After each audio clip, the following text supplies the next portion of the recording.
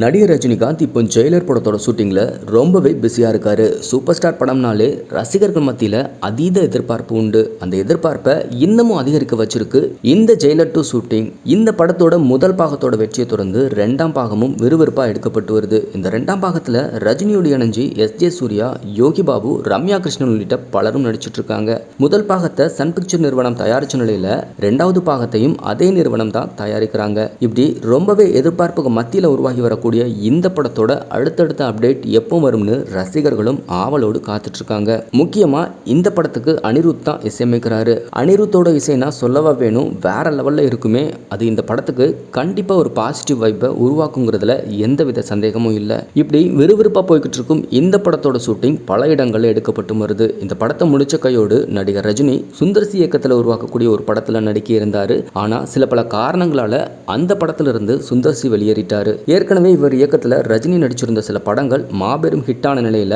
மறுபடியும் அதே அளவு தரமான படத்தை சுந்தர்சி கொடுப்பாருன்னு எதிர்பார்த்துக்கிட்டு இருந்த ரசிகர்களுக்கு ஏமாற்றம் தான் கிடைச்சது. இது ஒரு புறம் இருக்க, இப்போ ஜெயிலர் படத்தோட ஷூட்டிங் தளத்தில் எடுக்கப்பட்ட ஒரு போட்டோ தான் இணையத்தில் வேகமாக வைரல் ஆகிட்டு வருது. அந்த போட்டோல ஷூட்டிங்கின் போது நடிகர் ரஜினிகாந்த் அதிக எடையை எந்தவித டூப்பும் இல்லாமல் தூக்கியிருக்காரு.